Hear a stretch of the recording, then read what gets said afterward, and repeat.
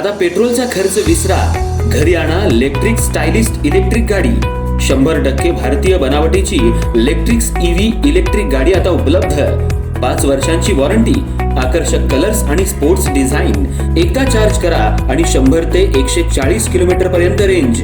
अत्याधुनिक सर्व्हिस सुविधा, लोन सुविधा सुद्धा उपलब्ध। आजच भेट द्या साई मोटर्स, किसान चौक, इचलकरंजी। संपर्क 93 73 27 57 52 किंवा 0230 299 77 66। नो पेट्रोल नो टेन्शन, इलेक्ट्रिकचा स्मार्ट पर्याय।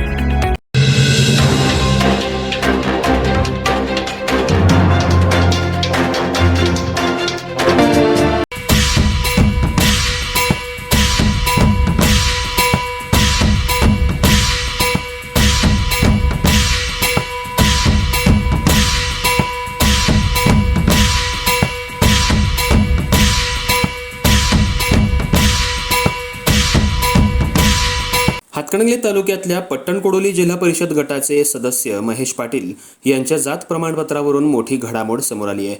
जात पडताळणी समितीनं त्यांचा जात दाखला अवैध ठरवल्यानं राजकीय वर्तुळात खळबळ उडाली आहे। या निर्णयामुळे आमदार आवाडे गटाला मोठा धक्का बसल्याची चर्चा सुरू झाली आहे। मात्र या निर्णयाविरोधात महेश पाटील समर्थकांनी उच्च न्यायालयात धाव घेतली आहे। पट्टणकोडोली जिल्हा परिषद गटाचे सदस्य महेश पाटील यांनी निवडणुकीच्या वेळी आपला जात दाखला मागासवर्गीय प्रवर्गातील असल्याचा सादर केला होता। या जात प्रमाणपत्राच्या वैधतेवर आक्षेप घेत विरोधकांकडून जात पडताळणी समितीकडे तक्रार दाखल करण्यात आली होती। या तक्रारीवर सुनावणी झाल्यानंतर जात पडताळणी समितीनं महेश पाटील यांचा जात दाखला अवैध ठरवलाय।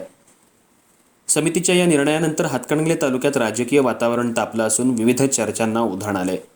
या निर्णयामुळे आवाडे गटाला राजकीय पातळीवर मोठा धक्का बसल्याचं बोललं जातंय।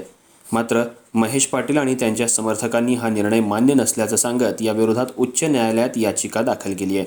आता उच्च न्यायालयाच्या निर्णयाकडे सर्वांचं लक्ष लागलं असून या प्रकरणाचा परिणाम आगामी राजकीय समीकरणांवर होण्याची शक्यता व्यक्त केली जाते।